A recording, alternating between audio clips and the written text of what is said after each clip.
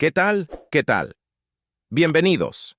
Antes de que empiece con todo lo que les tengo preparado hoy, necesito pedirles algo muy especial. Las primeras 10 personas que dejen un comentario al terminar este video van a ser mencionadas con nombre propio al inicio del siguiente, como muestra de gratitud por su apoyo. Así que escriban su nombre y cuéntenme desde qué rincón del mundo me están viendo. Cada mensaje vale mucho para mí. Si quieres que siga subiendo historias como esta, dale like y suscríbete al canal. Activa la campanita para no perderte ningún video. Tu apoyo es lo que mantiene esto vivo. Soy originario de un pueblo enclavado en la sierra del estado de Puebla, por la zona de la Mixteca, cerca de Tehuacán. No voy a dar el nombre preciso del lugar por respeto a mi familia y por motivos de seguridad, pero es un sitio que en otro tiempo tenía cierta paz. Un pueblo donde la vida transcurría despacio, marcada por los gallos al amanecer, el olor a tierra húmeda y el ruido de los animales en el corral. Esa tranquilidad, sin embargo, tenía un costo altísimo. No había trabajo real, no había dinero real, no había futuro real. Todo era sobrevivir el día de hoy para volver a empezar mañana con lo mismo. Yo vivía ahí con mi esposa Carmen y mis 2 chamacos. Teníamos una casa de block sin terminar. Le faltaba el repello en las paredes y un cuarto que todavía esperaba su losa.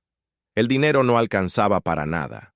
Me mataba trabajando toda la semana en la maquila de pantalones que instalaron hace unos años en el pueblo, y cuando me quedaba tiempo extra, hacía jornadas adicionales. ¿Y cuánto llegaba a mi bolsillo al final de todo eso? 100 pesos. A veces ni eso. Con 100 pesos no se alimenta una familia. Con 100 pesos no se compran los útiles que piden en la escuela, ni los zapatos que los niños necesitan para no andar descalzos. Y encima de eso, llegó una deuda que nos aplastó. La mamá de mi esposa se enfermó grave y tuvimos que recurrir a uno de esos prestamistas que todos conocen y a los que nadie debería acercarse. Ese tipo de gente que sonríe cuando te da el dinero, pero que te convierte la vida en un infierno con los intereses. Mes tras mes, los números crecían y nosotros nos hundíamos más. Llegué a un punto donde ya no podía dormir. Me quedaba mirando el techo de lámina en las madrugadas, haciendo cuentas mentales, buscando salidas que no existían. El agotamiento se mezcló con la desesperación y ahí fue cuando tomé la decisión que toman miles en este país. Irme al norte. Un compadre mío ya llevaba tiempo en Arizona, y él me conectó con el contacto adecuado. Un pollero, un coyote, como quieran llamarle. Me pedía una cantidad enorme de dinero. Para conseguirla, tuve que empeñar el terreno que me dejó mi papá como herencia, y sacar otro préstamo encima del que ya tenía. Era una locura, pero en ese momento no había más opciones visibles. Mi plan era simple: cruzar, trabajar duro un par de años, saldar las deudas, terminar la casa y regresar. El mismo plan que tiene todo el que se va. El plan que casi nadie logra exactamente como lo pensó. Me despedí de mi familia un martes antes del amanecer. Hacía un frío que calaba y los perros del vecino no paraban de ladrar, como si supieran algo que yo no quería saber. Tomé un camión de Puebla a la Ciudad de México y de ahí me subí a uno de esos autobuses de larga distancia que recorren más de 30 horas hasta llegar a Sonora. Durante todo el trayecto fui con un nudo en el estómago que no se deshacía. Veía por la ventana cómo el paisaje verde y frondoso de mi tierra se iba transformando poco a poco en ese horizonte seco, amarillo y sin piedad que es el norte del país. Llegué a Altar, Sonora. Si nunca has pisado ese lugar, te lo describo. Es un pueblo que parece construido con un único propósito: que la gente cruce. El calor te golpea desde que bajas del camión. Un calor seco que te pica en la piel, que te reseca los labios, que hace que el aire pese. Ahí me recogió un muchacho en una camioneta sin placas y me condujo a una casa de seguridad. Un cuarto enorme y oscuro, sin ventanas, con colchones viejos tirados en el piso y un olor denso a sudor mezclado con polvo y sopa de sobre. Estuve 3 días encerrado ahí, esperando a que se formara el grupo con el que cruzaría. En esa casa conocí a quienes serían mis compañeros en la travesía. Éramos pocos, lo cual, según el coyote, era una ventaja para no llamar la atención de la patrulla fronteriza. Había un muchacho al que le decíamos Lalo, de apenas 19 años, originario de Guerrero. Era delgado, casi transparente, y tenía el miedo tatuado en la mirada. Me recordaba a mi hermano menor y eso me partía el alma. También estaba Chema, un hombre de alrededor de 40 años, de Michoacán. Chema ya había cruzado antes. Lo habían deportado y volvía a intentarlo porque sus hijos habían quedado del otro lado, en Las Vegas. Era un tipo serio, de pocas palabras, con esa mirada cargada de quien ha vivido demasiado. Y luego estaba nuestro guía, el compa Fermín, un hombre de la frontera curtido por el sol, con manos llenas de callos y una gorra que nunca se quitó. Él mandaba. Y cuando Fermín hablaba, todos obedecían. Fermín nos explicó lo que nos esperaba. Cruzaríamos por una zona entre Sonora y Arizona. Serían 5 días de caminata. Nos hicieron comprar en altar todo el equipo necesario. Ropa completamente negra o de camuflaje, mochilas oscuras y, lo más importante, garrafones de agua pintados de negro con aerosol para que no reflejaran la luz de los helicópteros ni brillaran bajo la luna. También nos dieron unos zapatos de alfombra, una especie de pantuflas de tela de tapete que se amarran sobre las botas, cuyo único propósito es no dejar huellas en la arena para que la patrulla fronteriza no pueda rastrearte. La noche en que salimos nos subieron a la caja de una camioneta cubierta con una lona. Fuimos rebotando durante horas por un camino de terracería sin que nadie dijera una sola palabra. Solo se escuchaba el ruido del motor y el golpeteo de las piedras contra el metal. Cuando la camioneta se detuvo, el compa Fermín levantó la lona y nos indicó que bajáramos en silencio. Estábamos en medio de la nada absoluta. Era una noche sin luna. Apenas se distinguían las siluetas de los cerros a lo lejos. El frío calaba hasta los huesos. Fermín nos dio las reglas antes de arrancar. Número 1. Caminar en fila india. Él iba adelante, luego Lalo, luego yo, y Chema cerrando la retaguardia. Número 2. 0. Linternas. No podíamos encender ninguna luz bajo ninguna circunstancia. Número 3. Silencio total. Nada de hablar en voz alta, nada de fumar. Número 4. El agua se racionaba. Solo cuando él lo indicara. Ni un trago de más. Las primeras horas fueron duras por el peso del agua en la mochila y la brusquedad del terreno, pero la adrenalina nos mantuvo en pie. Caminamos toda esa noche. Cuando el cielo empezó a tornarse de un morado profundo anunciando el amanecer, Fermín nos apuró para meternos a un arroyo seco con arbustos grandes. Ahí pasaríamos el día escondidos, porque caminar de día en ese desierto es prácticamente una sentencia de muerte. El primer día ocultos fue una tortura. En cuestión de 2 horas el sol convirtió aquel lugar en un horno. La tierra ardía, el aire raspaba la garganta al respirar. Estábamos tirados debajo de unas ramas intentando no movernos para no sudar más de lo necesario. Lalo lloró en silencio un buen rato. Yo lo vi.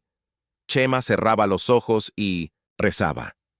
Pero lo que más me perturbó ese primer día, lo que todavía hoy me recorre el cuerpo cuando lo recuerdo, fue el silencio.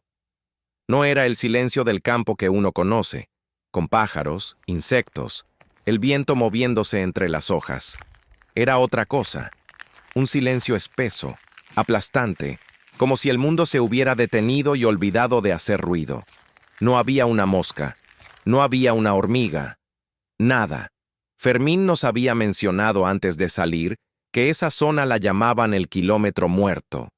Al principio, pensé que era solo por lo peligroso del cruce. Después entendí que el nombre tenía otro significado. Cuando oscureció y bajó un poco la temperatura, nos colocamos las chamarras, nos ajustamos las alfombras a los zapatos y retomamos la marcha. El cielo estaba sembrado de estrellas como no las había visto en mi vida, pero uno no puede permitirse mirar hacia arriba. Tienes que ir viendo el suelo, dónde pisas, qué hay delante.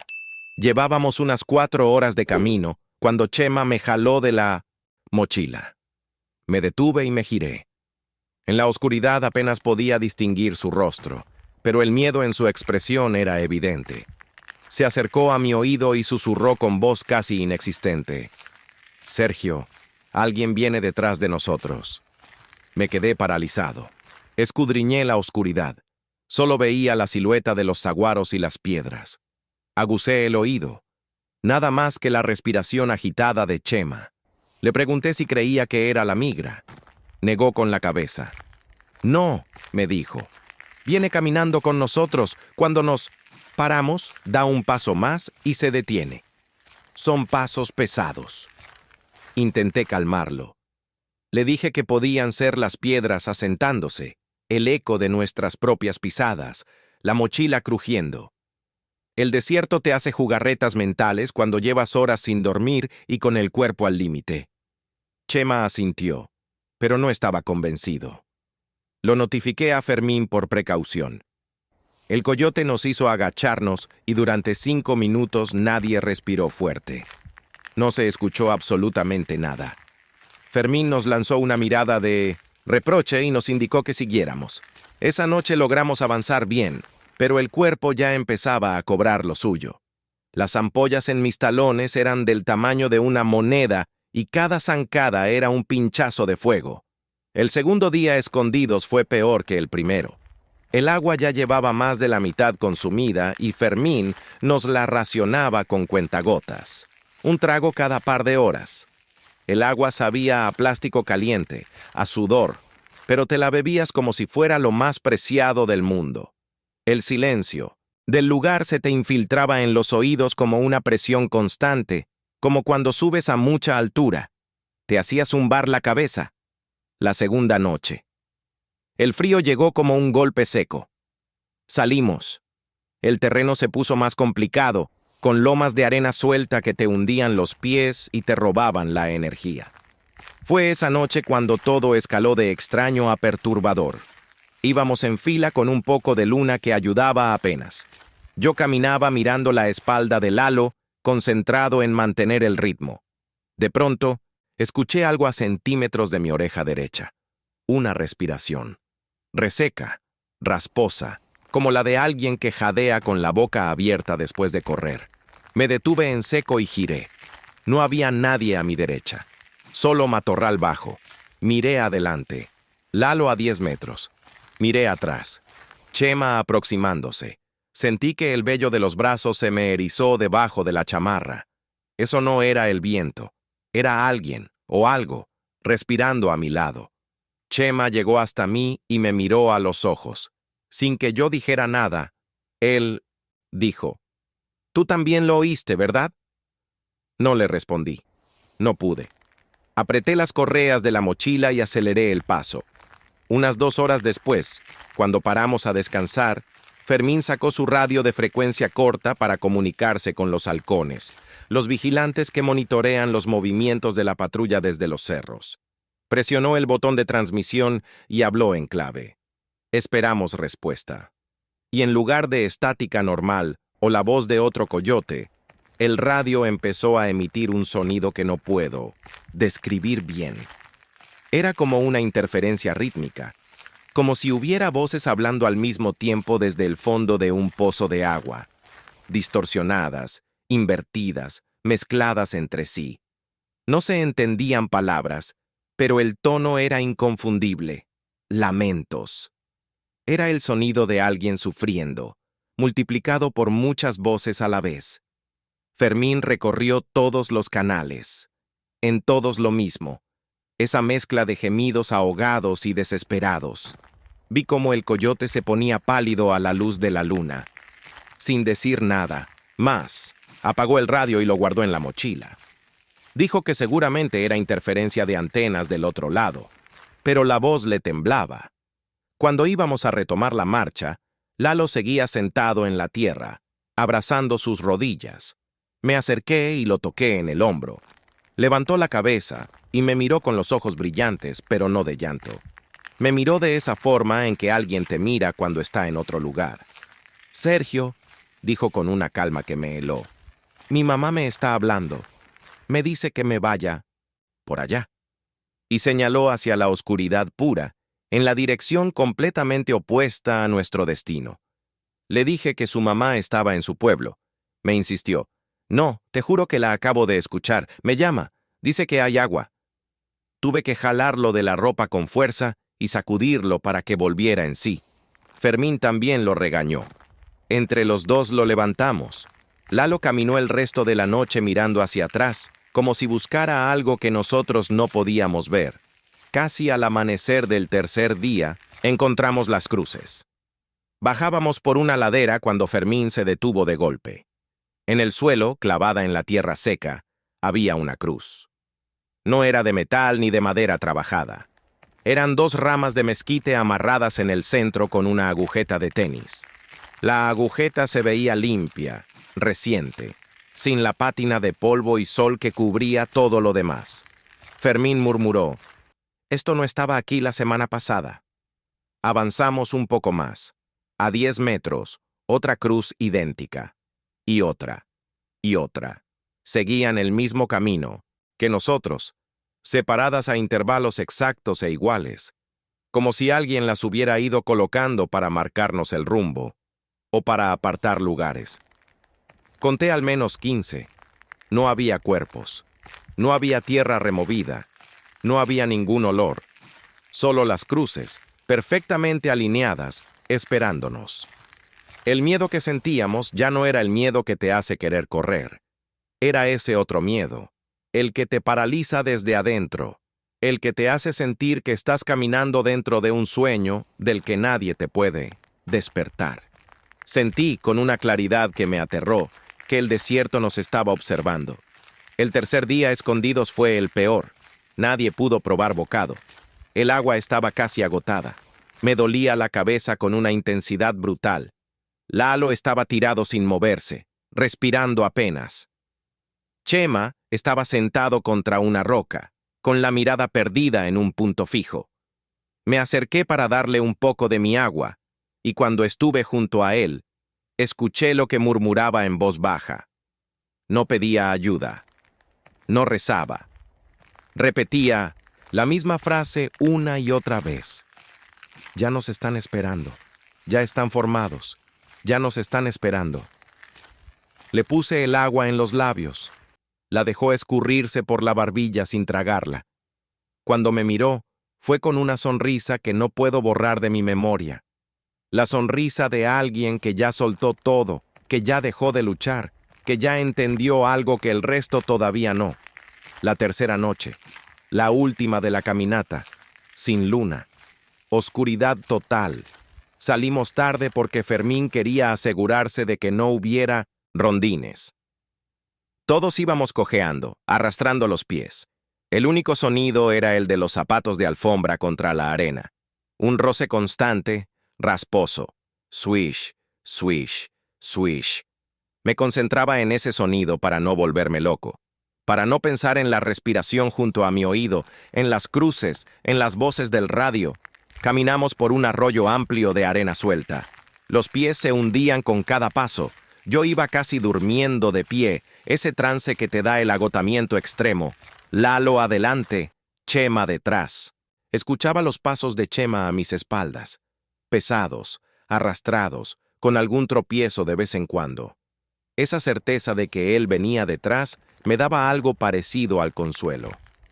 Llevábamos unos 40 minutos caminando por el arroyo cuando me di cuenta de algo. Ya no escuchaba sus pasos. No supe en qué momento exacto dejaron de sonar. El silencio simplemente los había absorbido. Me detuve y me giré. «Chema», susurré.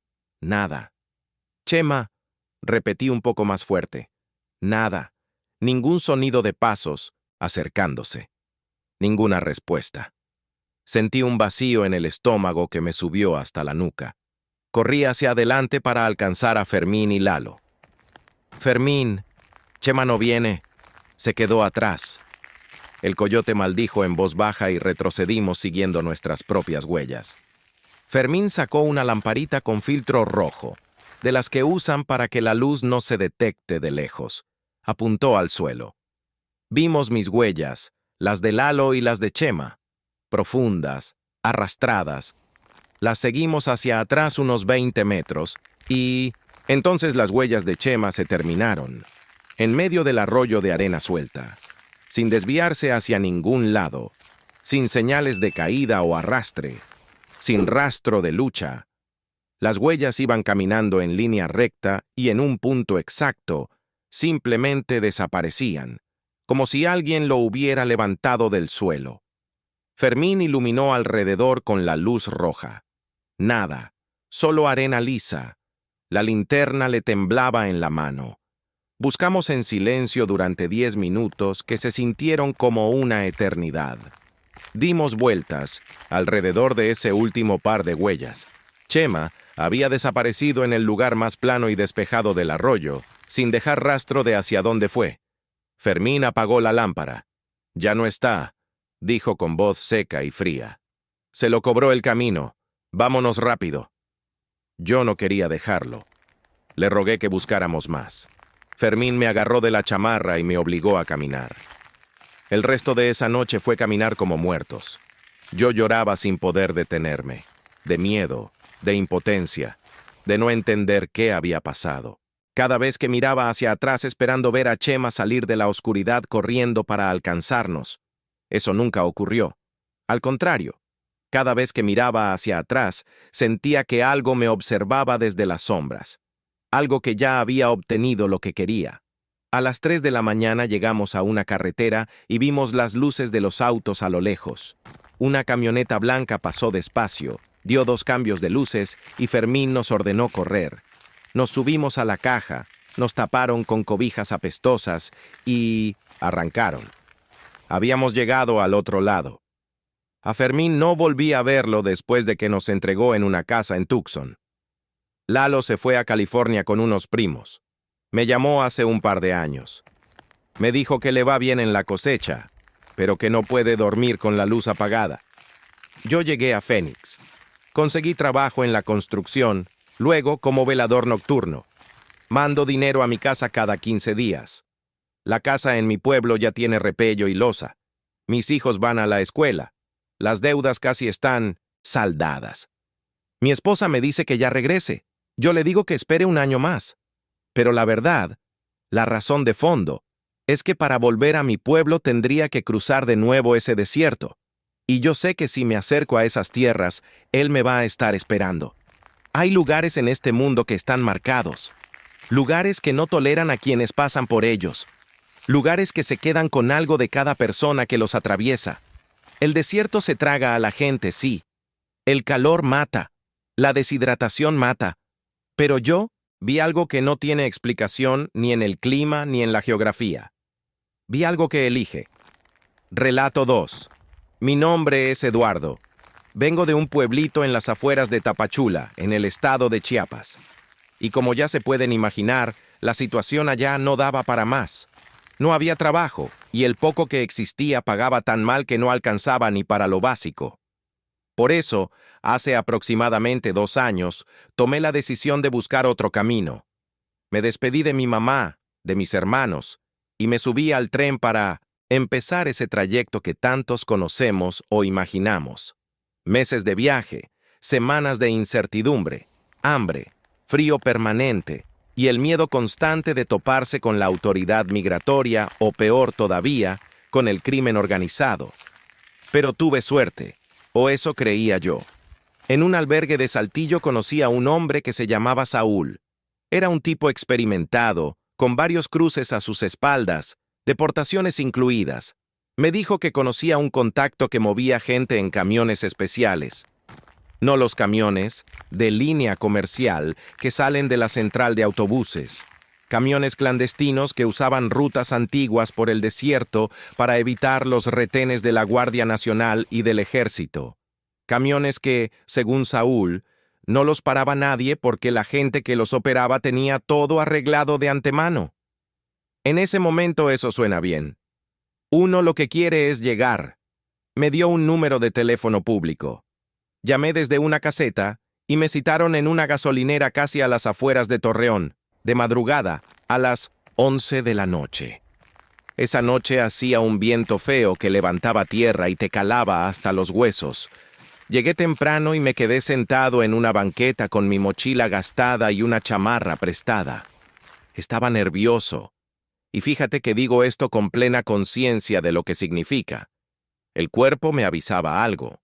Lo sentía en el estómago. Pero yo lo atribuí a los nervios normales de estar cerca de la frontera, y no le di importancia. La gasolinera estaba casi a oscuras, con un par de lámparas que parpadeaban y proyectaban sombras largas y movedizas. A las 12 vi llegar el camión. No era moderno.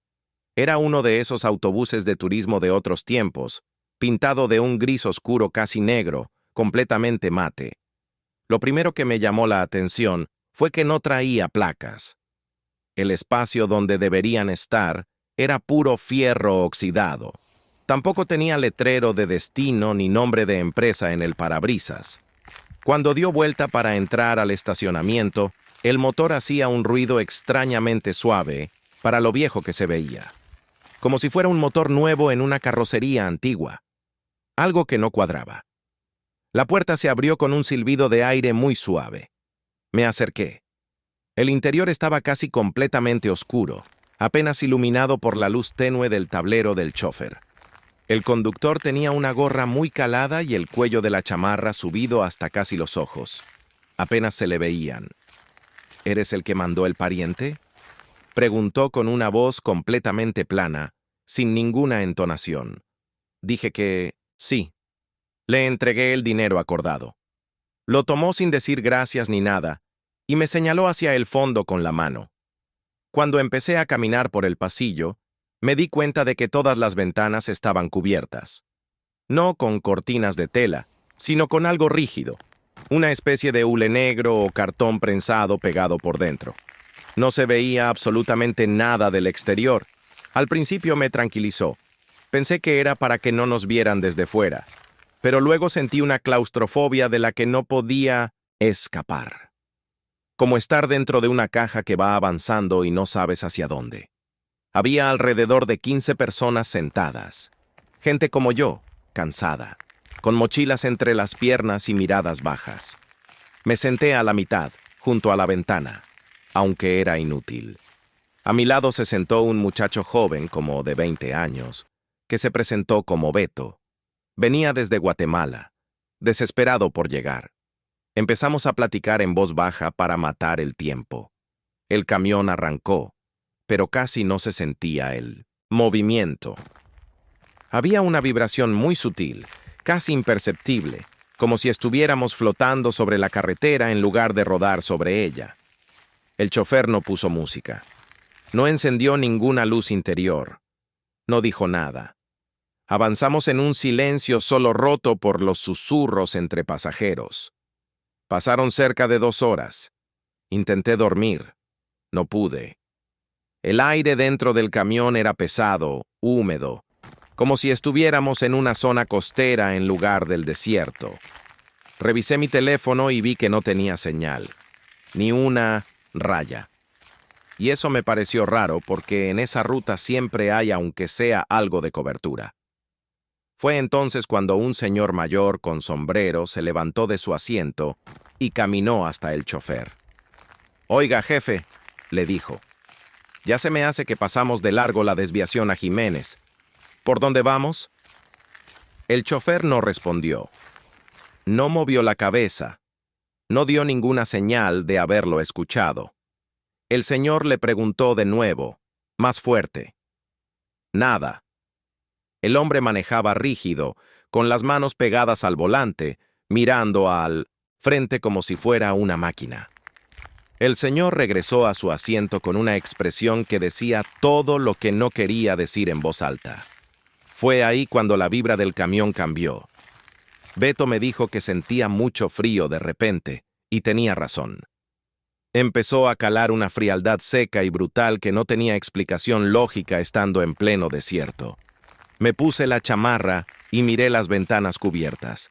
El hule negro tenía escarcha. De repente, desde el fondo del camión, una mujer empezó a sollozar. No era un llanto de tristeza, era de terror. Una señora que iba cerca de ella se acercó a preguntarle qué le pasaba. La mujer tardó en poder hablar. Cuando lo hizo, señalaba hacia el chofer con el dedo tembloroso.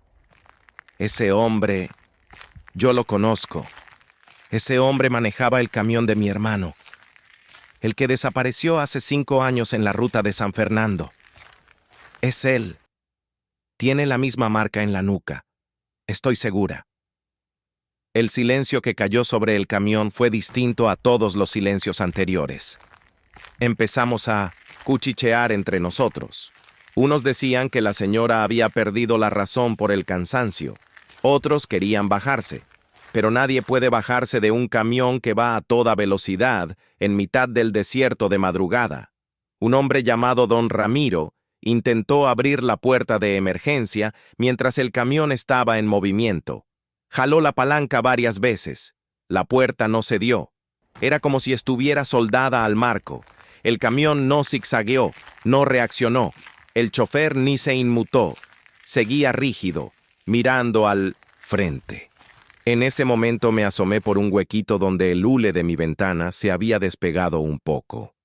Lo que vi desde ese pequeño espacio me arrancó el aliento. No íbamos por una carretera pavimentada.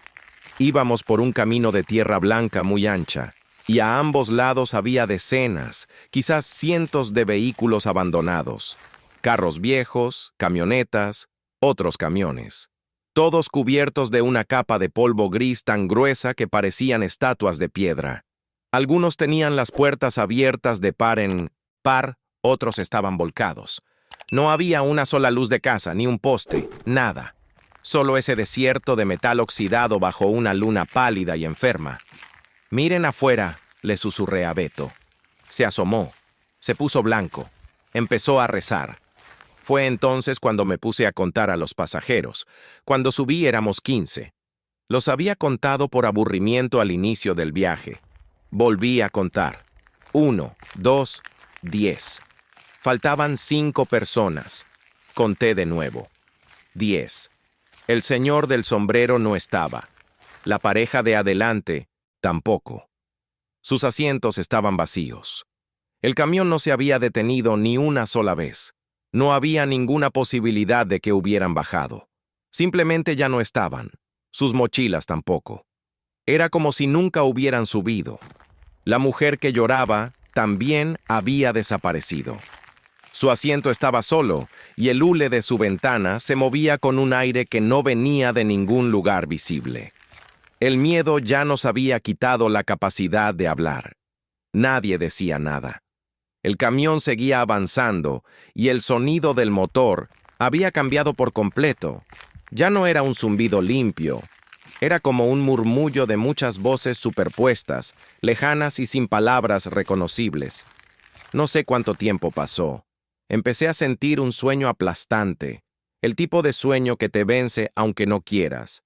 Luché con todo lo que tenía porque sentía que si cerraba los ojos sería el siguiente en no estar. Pero no pude. Me quedé dormido. Me despertó un golpe seco. El camión estaba parado. La puerta estaba abierta de par en par y entraba una luz, gris, la de antes del amanecer. Miré a mi alrededor. Solo quedábamos 3. Beto, una muchacha llamada Elena y yo.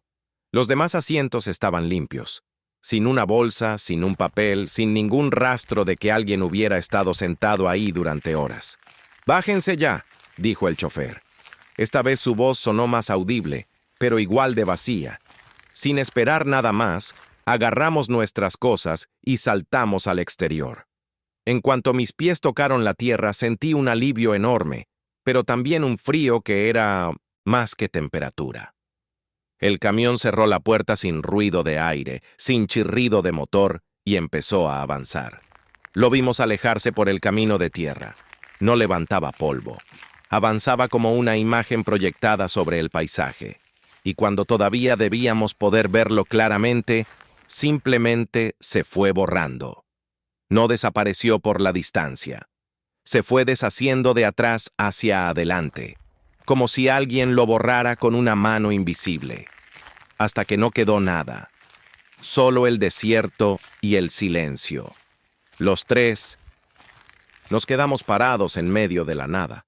Caminamos hacia donde creíamos que estaba el norte. Después de un par de horas llegamos a una carretera pavimentada. Una patrulla de policía municipal pasó y les hicimos señas sin importarnos nada. Ya no queríamos llegar a ningún lado. Solo queríamos ver a alguien vivo, alguien real. Los policías se portaron bien, raro, pero bien. Cuando les describimos el camión, el gris oscuro, el chofer de la gorra, el más joven, se hizo la señal de la cruz.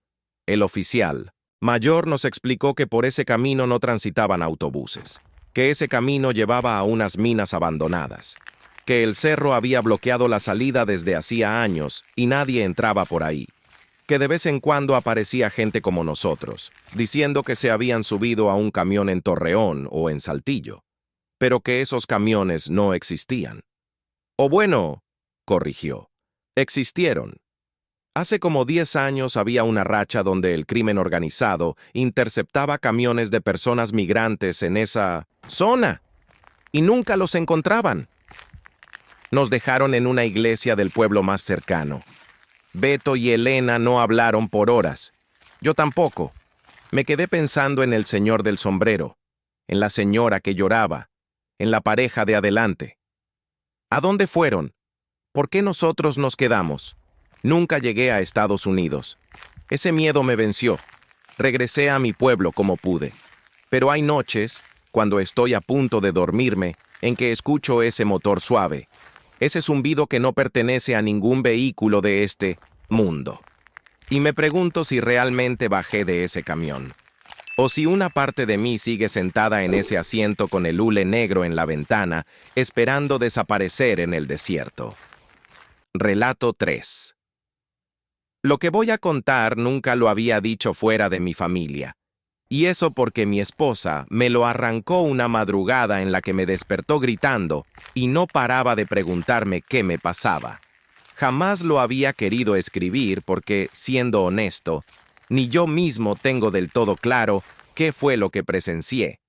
A veces, me convenzo de que fue la deshidratación, el agotamiento, el sol quemándonos las neuronas a todos por igual.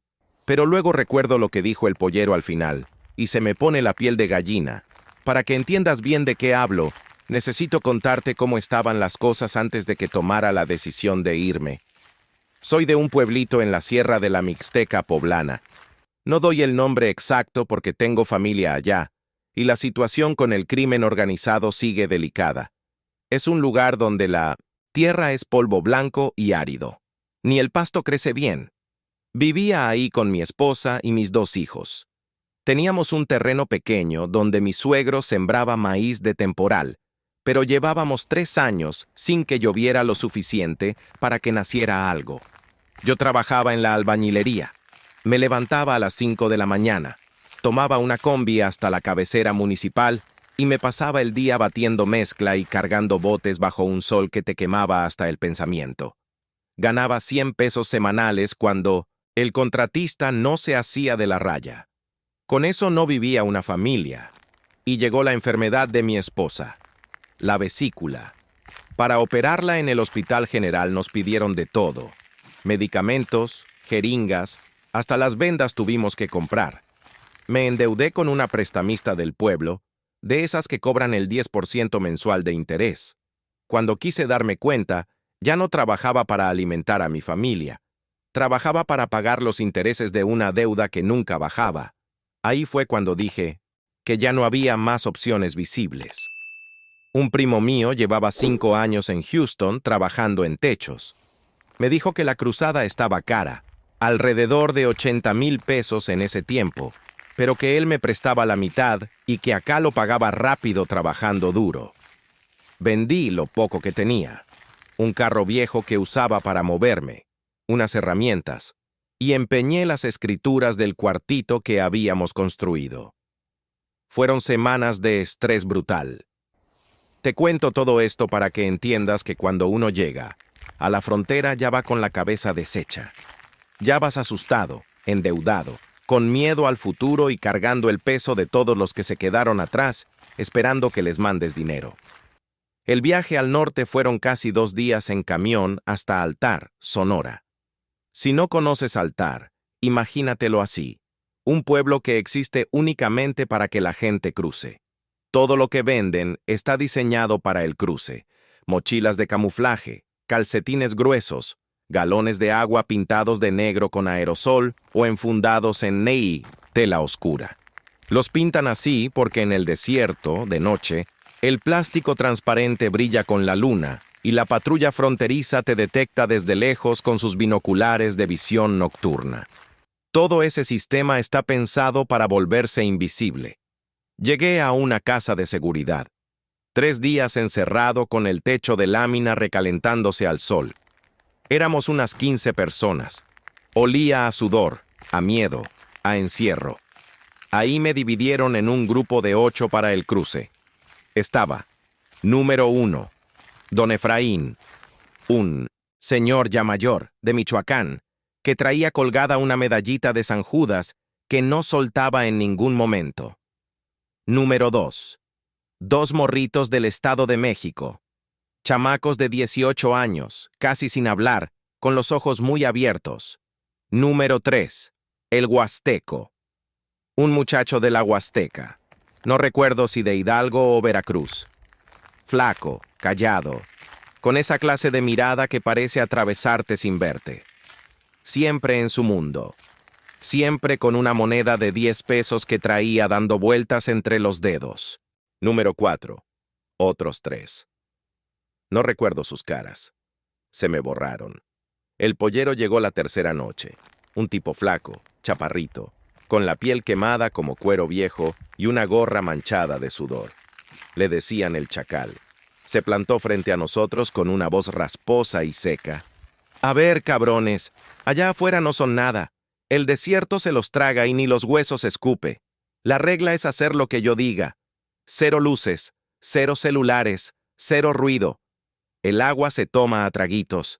Y si alguien se tuerce o se queda atrás, ahí se queda. Yo no cargo a nadie. Nos metieron en una van, amontonados en el piso. Horas de terracería, baches, golpes. Cuando nos bajaron, era de noche. Y no una noche cualquiera. El desierto de noche es un silencio que te zumba en los oídos. No hay grillos, no hay nada a lo lejos. Solo el viento pasando por matorrales muertos. Caminamos en fila india, pisando donde pisaba el de adelante para no multiplicar las huellas. Llevábamos ajos en los zapatos, porque decían que el olor espanta a las víboras de cascabel. No sé si funciona, pero olíamos a ajo y sudor. La primera noche fue pura adrenalina. La segunda ya teníamos el cuerpo molido. A don Efraín le costaba respirar, pero seguía. A mí me reventaron ampollas del tamaño de una moneda de 10 pesos en los talones. Y fue esa segunda noche, casi en la madrugada, cuando empezó todo. Íbamos cruzando un llano inmenso, tierra plana, arena, casi sin vegetación. Yo iba a la mitad de la fila, el huasteco delante de mí. De repente el Chacal levantó el puño en el aire, señal de tirarse al suelo. Todos nos echamos de panza sobre la tierra sin hacer ruido. Pensé que era la migra. Esperé escuchar motores, cuatrimotos, helicópteros. Nada. Solo silencio. Levanté un poco la cabeza para ver qué pasaba. El Chacal estaba de rodillas mirando hacia el norte. Miré en esa dirección. A lo lejos había una luz. Al principio parecía el faro de un vehículo de la patrulla, pero algo no cuadraba. Los faros de los carros rebotan cuando van por terreno irregular. Esta luz no rebotaba. Era una sola, a la altura aproximada de una persona, y flotaba. Sin movimiento lateral, sin oscilación. Y no era una luz blanca o halógena. Era un color que no sé cómo describir, como el de una uña amarilla, o un hueso viejo bajo el sol. Enfermo. Y no iluminaba nada a su alrededor. Simplemente existía ahí. Parpadeaba despacio, con un ritmo constante, como si respirara. El chacal regresó gateando hasta nosotros. Cuando lo vi a la cara, ese hombre, que claramente no le tenía miedo a nada, estaba pálido. Le temblaba la mandíbula. Nos dijo con voz bajísima: «Nadie la mire. Agachen la cara, peguen la frente al polvo y no respiren fuerte». El huasteco, que iba justo adelante de mí, no obedeció. Se quedó hincado, mirando la luz fijamente. Le jalé el pantalón.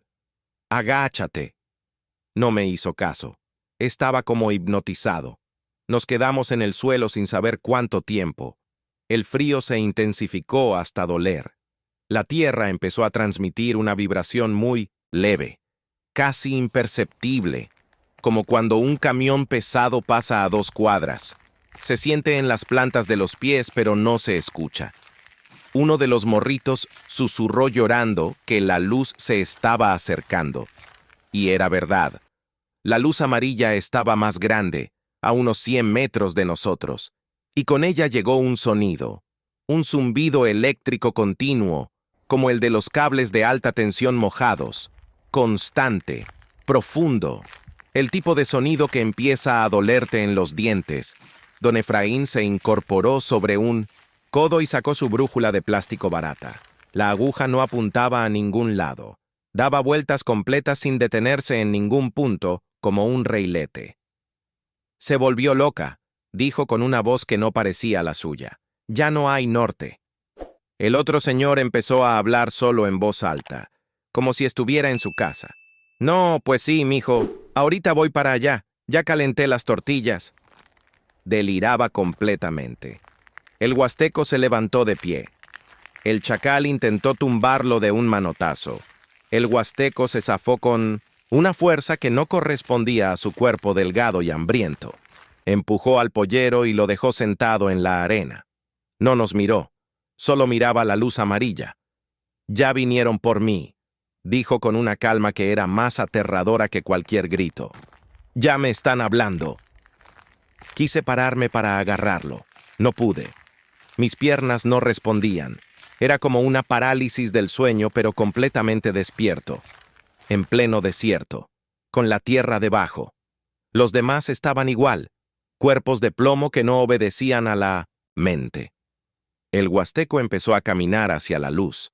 Sus pasos crujían en la arena. La luz, que estaba a unos 50 metros, dejó de parpadear. Se quedó fija, brillando con una intensidad que dolía en los ojos. El zumbido aumentó. Sentía las muelas vibrar. Cuando el huasteco llegó a unos 10 metros de la luz, ésta pareció abrirse. No sé cómo explicarlo de otra forma. Se expandió, como si no fuera un punto luminoso, sino un ojo que se dilataba, o una puerta hecha de pura luz. El huasteco levantó los brazos. Y la luz parpadeó una sola vez con una intensidad brutal que me dejó ciego unos segundos. El zumbido se cortó en seco. Cuando pude volver a abrir los ojos, la oscuridad era total. Todo había desaparecido. La luz, el sonido y el huasteco. Nadie se movió durante horas. Nos quedamos en el suelo hasta que el cielo empezó a clarear.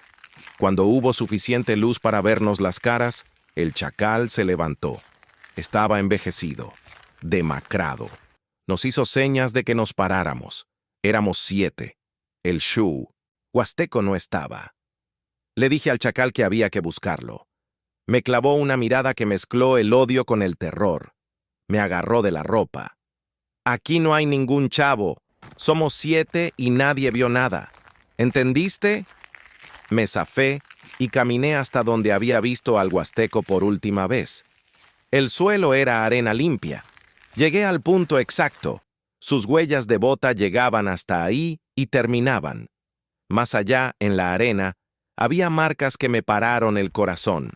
Círculos perfectos, de distintos tamaños, unos dentro de otros, profundos en la tierra, simétricos, como si alguien hubiera girado sobre su propio eje con una precisión que ningún ser humano agotado y asustado podría mantener.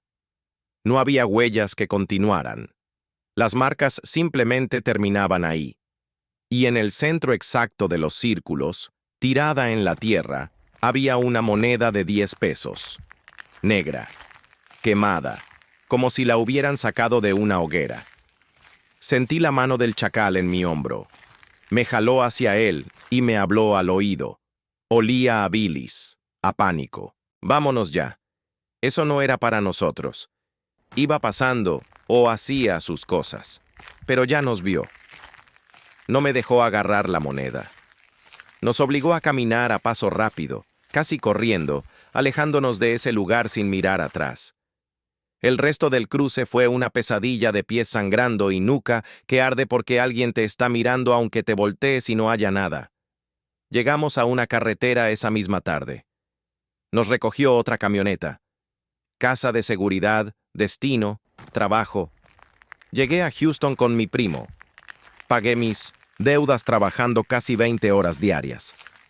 Me pasé a un trabajo de noche en una bodega. Pero hay algo que no me abandona. A veces, cuando salgo a tirar la basura de madrugada a los contenedores de atrás y estoy solo en esa zona industrial, sin un alma alrededor, apago la linterna del teléfono un segundo. Me quedo mirando hacia el horizonte, y el pánico que me congela la sangre no es irracional. Es el miedo muy concreto y muy real de ver, algún día, una lucecita amarilla palpitando despacito a lo lejos.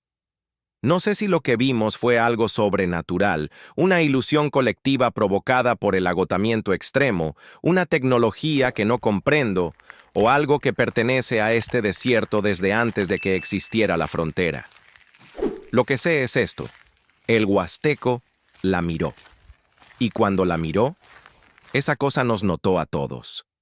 Y aunque logré cruzar y tengo mi trabajo y a mi familia ya conmigo acá, una parte de mí sigue en esa noche. Siente que esa luz ya conoce mi cara. Y que si alguna vez regreso a ese desierto, no voy a ser yo quien decida si cruzo o no. Si llegaste hasta aquí, ya sabes lo que significa. Dale like a este video y suscríbete al canal para no perderte ninguna historia. Activa la campanita. Comenta desde dónde estás viendo esto. Tu apoyo es lo que hace posible que siga trayendo estas historias. Nos vemos en el siguiente video.